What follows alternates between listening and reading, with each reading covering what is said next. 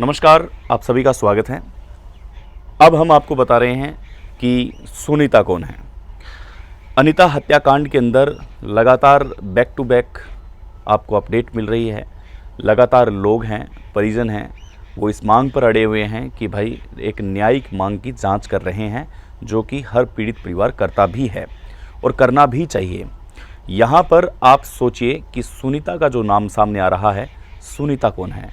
आखिर सुनीता ने अनीता के हस्बैंड को वो कॉल क्यों किया और अनीता के हस्बैंड ने वो कॉल पुलिस को क्यों दिया? ये सोचने वाली बात है और बड़ी गंभीर बात है।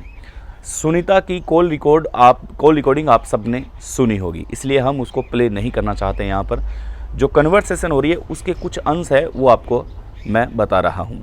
सुनीता बार बार ये कह रही है कि जीजा जी, अगर कुछ होता है मुझे 4 या 5 दिन के अंदर, तो आप मान लेना कि ये काम अंसारी का ही है। ये एक दफ़ा नहीं, ये कई दफ़ा बात रिपीट होती है और कई दफ़ा रिपीट होने के बाद में अनीता के हस्बैंड ने अपना आपा नहीं खोया है। इस जगह कई बार बातें बीप भी की जाती है, हो सकता है कि कुछ आपत्तिजनक शब्दों का प्रयोग भी किया हो, लेकिन सुनीता ने आखिर ये अंसारी का एक कैसे बीच में नाम लाया? सुनीता को क्यों लगा कि अंसारी है और सुनीता को क्यों लगा कि अंसारी से उसको खतरा है? ये सारी की सारी बातें अब अनीता के जो हस्बैंड है वो ये कहते हैं कि अगर ऐसा कुछ हुआ तो कोई भी नहीं बच पाएगा। इसमें सूखे गीले सारे के सारे रगड़े जाएंगे। जो इस हत्याकांड से जुड़े हुए जितने भी नाम हैं, चाहे वो 6 है चाहे वो 12 है, सारे के सारे यहाँ पर आपके सामने तथ्यात्मक रूप से पेश हो जाएंगे और कोई भी नहीं बच पाएगा। हम तो कुछ नहीं कर रहे हैं, ये अनीता के हस्बैंड कर रहे हैं। पुलिस वाले इसकी जांच जरूर कर रहे हैं और पुलिस इस तफ्सीस पर पहुंचेगी कि कौन क्या कर रहा है और किसने क्या किया और किसने उकसाया और किसने इस हत्या को अंजाम दिया। अब इसमें जो रिप्लाई मिलता है सुनीता का, वो ये मिलता है कि अगर मैं गुनाहगार होती हूँ तो मैं अपने आप उस जगह आ जाऊँगी जिस जगह आप मुझे बुलाओगे। ये सबसे बड़ी पॉइंट नोट करने वाली बात है। इसके 2 हम पहलू निकाल सकते हैं। पहला पहलू ये कि हो सकता है अनीता की तरह सुनीता भी अगला शिकार होने वाली थी या हो सकती है। ये पुलिस को देखना चाहिए और ये जांच का विषय है। अंसारी कौन सा नाम नया निकल के आ रहा है? गुलामुद्दीन फरार हो चुका है, पहले तैयब का सामने नाम आ रहा था, अब अंसारी का नाम सामने आ रहा है और बार बार ये कहा जा रहा है कि आप अंसारी से पूछिए। मैं अंसारी को ये सारी बातें बताती हूँ, अगर मुझ में 4 या 5 दिन में अगर मेरे साथ कुछ अनहोनी घटना होती है तो आप ये कंफर्म मान सकते हैं कि दीदी को गायब अंसारी ने ही किया है। इसके पीछे बहुत बड़ा कारण है, इसके पीछे बहुत बड़ी बात है और इसके पीछे एक तथ्यात्मक कारण भी हो सकता है। यहाँ पर कई तरह की बातें सामने आई है। यहाँ पर अलग अलग पहलू जुटाने की कोशिश कर रहे हैं, हम भी उन पॉइंट ऑफ व्यू को नोट कर रहे हैं, वो आप तक पहुंचा रहे हैं। लेकिन सबसे बड़ा जो ये एक पॉइंट ऑफ व्यू निकल के आ रहा है, वो मैं मानता हूं कि सबसे बड़ा पॉइंट है कि ये अंसारी कौन है।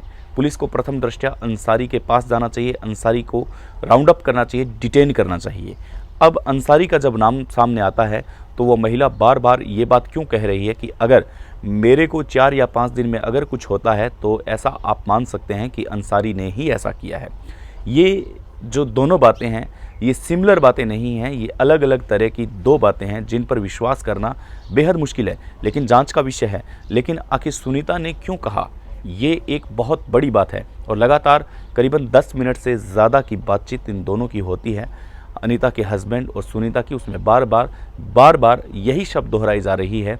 अगर इसमें 2 पहलू मैंने जैसे पहले कहा, पुलिस को ये भी देखना चाहिए अंसारी कौन है, और अगर 4 या 5 दिन में अगर वो कह रही है कि अंसारी मुझे नुकसान पहुंचा सकता है, तो आप ये मानिए कि अनीता को गायब करने वाला अंसारी ही है। तो फिर इसमें लापरवाही नहीं बरतनी चाहिए, अंसारी को डिटेन करना चाहिए। आखिर सुनीता पर किस तरह का दबाव है, सुनीता इस मामले में किस तरह से इन्वॉल्व है, अंसारी ने ऐसा कौन सा दबाव बना रखा है, ये सारी चीज़ें हैं जो पुलिस को साफ तौर पर देखनी चाहिए। ये जो बातें होती है इसके बाद में जो अनीता के हस्बैंड होते हैं वो ये कहते हैं कि हमें कानून पर भरोसा है, पुलिस अपना काम करेगी, हम इस वक्त थाने में ही खड़े हैं। तो उस महिला के बात करने में जरा सी भी सिकन नहीं थी। वो न तो डरी और न वो हड़बड़ाई। उसने ये कहा कि अगर ऐसा है तो आप जिस जगह बुलाओगे मैं उस जगह आऊँगी। ये भी हो सकता है कि अगला शिकार अंसारी का सुनीता हो सकती है, ये कहीं ना कहीं हम उनकी कॉल डिटेल से मान सकते हैं, परंतु प्रथम दृष्टया हम किसी भी नतीजे पर नहीं जा सकते, और जब किसी नतीजे पर नहीं पहुंचा जाता तब बातें करना अनावश्यक होती है। इसलिए हम आपको ये बता रहे हैं कि गुलामुद्दीन वो निकल चुका है। गुलामुद्दीन की पत्नी को जब डिटेन किया गया थाने में, वो आती है, थाने में उसको बुलाया जाता है और वो पूरी की पूरी बात है जो बताती है कि ऐसे करके यूँ है जो घटनाक्रम हो चुका है, और ये घटनाक्रम लगभग तय है कि अब शायद गुलामुद्दीन है जो निकल चुका होगा, ये उसकी पत्नी बताती है। पुलिस है जो वहाँ जाती है जहाँ पुलिस को पहुँचना चाहिए। पुलिस उस जगह पहुँच करके ये कहती है, देखती है कि भाई एक 12 फीट का एक गड्ढा बना हुआ है, उस गड्ढे के अंदर एक बॉडी है, देखते हैं कि इसके अंदर क्या है। 2 पार्ट के अंदर बॉडी मिलती है, लेकिन गुलामुद्दीन तब तक फ़रार हो चुका था। वो आपको हमने बता चुके हैं पहले भी कि एक स्टेशन के बाहर, रेलवे स्टेशन के बाहर वो एक बैग खरीदता है और उसके बाद में रेलगाड़ी से वो फ़रार हो जाता है, ऐसी सूचना मिली है। अब फ़रार होने के पीछे क्या वजह है? कल तक तैयब का नाम सामने आ रहा था, अब अंसारी का नया नाम सामने जुड़ गया है। आखिर ये वजह क्या है? ये सारी की सारी डिटेन जो हिस्ट्री है वो एक गज़ब का, यूँ कह सकते हैं कि एक मिस्ट्री बन चुकी है। जोधपुर के अंदर जहाँ पर हाई कोर्ट है, और हाई कोर्ट में जहाँ होता है, रतनाड़ा की बात हो रही है, रतनाड़ा में वो बताते हैं कि उनकी दुकान है। हाई कोर्ट और रतनाड़ा की दूरी इतनी ज़्यादा नहीं है। अगर इसके आसपास अगर ऐसी घटना को कोई अगर अंजाम दे करके सीधे तौर पर बाहर निकल जाता है तो हम सोच सकते हैं कि कुछ न कुछ तो कहीं ना कहीं लापरवाही हुई है। अब कुछ लोग ये कह रहे थे कि भाई अनीता को वहाँ जाने से पहले अपने पति को फ़ोन करना चाहिए। बिल्कुल, सुबह अपने पुत्र से बात होती है। अनीता ये कहती है अपने पुत्र से कि खर्ची आने वाली है, चिंता मत कर, तेरे को मैं खर्ची दूंगी, पैसे आने वाले हैं। ये माँ और बेटे की बात होती है जो कि रूटीन में हमेशा होती है। अनीता ब्यूटिशियन तो थी ही, साथ में बता रहे हैं कि प्रॉपर्टी डीलर का भी काम करती थी। वो नई प्रॉपर्टी खरीदना और उसको बेच देना, ऐसा उसका कार्य था। गुलामुद्दीन और वो हमेशा पास पास रहते थे, कभी कोई किसी बात के लिए कोई दिक्कत नहीं हुई, कभी कोई समस्या नहीं हुई। अब जैसे गुलामुद्दीन को ये पता चला कि भाई अनीता के 6 टुकड़े कर दिए हैं, 6 टुकड़े करने के बाद में अनीता को 12 फीट गहरे गड्ढे में जब दफनाया गया, तब आसपास के लोगों को ये पता नहीं था कि आखिर क्या हो गया है। जोधपुर की पुलिस क्या कर रही है ये तो हम सब ने देखा है, लेकिन किसी पर विश्वास करना ये कितना बड़ा कांड हो सकता है।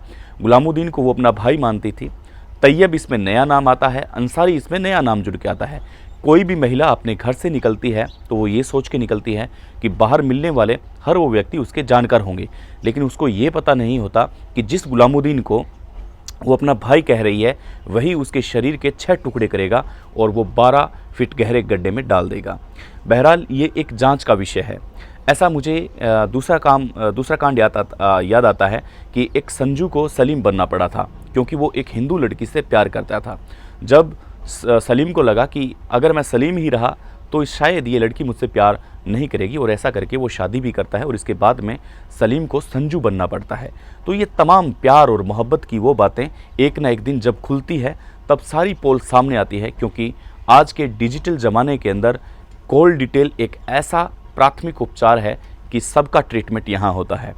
आप व्हाट्सएप पर कितनी भी अपनी सीक्रेट तरीके से बातें कर लें, लेकिन इस आसमान और इस इंटरनेट में आपके द्वारा व्हाट्सएप पर की गई सारी बातें हमेशा के लिए सुरक्षित रहती है। इसलिए सेफ रहें, सतर्क रहें, क्योंकि अगली अनीता आप हो सकते हैं। धन्यवाद, नमस्कार, बने रहें हमारे साथ।